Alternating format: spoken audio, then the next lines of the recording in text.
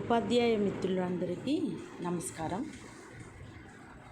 ఇక్కడ alternative academic calendar, ప్రత్యామ్నాయ academic క్యాలెండర్ని మనం పరిశీలించినట్లయితే మనకి ఇక్కడ కాన్సెప్ట్, తర్వాత అభ్యసన ఫలితాలు, వనరులు, తరగతి గదిలో చేయవలసిన కృత్యాలు, ఇంటి పని, విద్యార్థి కృత్యాలు, అలాగే అన్వేషించవలసినటువంటి కృత్యాలు ఇక్కడ ఈ కాలమ్స్ మనకి కనపడుతున్నాయి. దీంట్లో ముఖ్యంగా మనం సిలబస్గా పరిగణించవలసింది ఏంటి అంటే తరగతి గదిలో చేయవలసిన కృత్యాలు, అలాగే విద్యార్థి కృత్యాలు.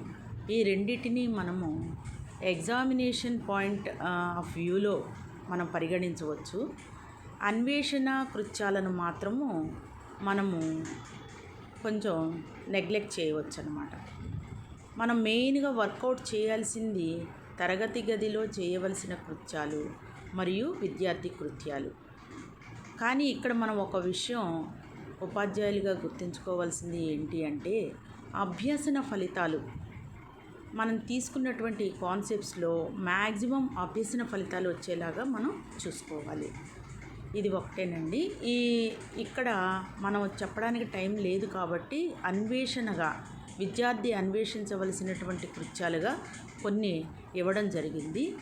చాప్టర్స్ తీయడానికి ప్రాబ్లం ఏంటి అంటే వీరికి తరువాతి తరగతిలో మరి ఈ థీమ్స్కి సంబంధించినటువంటి అంశాలు ఉంటాయి కాబట్టి మొత్తం చాప్టర్స్ అనేవి తీసేస్తే విద్యార్థి ఇబ్బంది పడతాడు. కాబట్టి చాప్టర్స్ అదే విధంగా ఉంచి ముఖ్యమైన భావనలు తర్వాత తరగతిలో అతనికి పనికి వచ్చే విధంగా ఆ భావనలు మాత్రం స్ట్రెస్ చేసి వాటిని మనం ముఖ్యంగా బోధించవలసిందిగా కోరారు. చాప్టర్స్ తీయడం అనేది కాన్సెప్ట్ పెట్టవద్దన్నారు. దానివల్ల చాప్టర్స్ తీయడం అనేది జరగలేదు. చాప్టర్స్లో ఉన్న సిలబస్ని కొంతవరకు తగ్గించడం జరిగింది.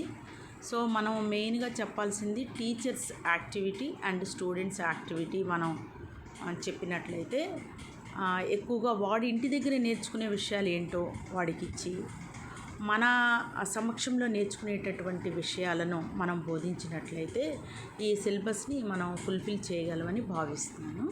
Thank you one and all. ధన్యవాదములు.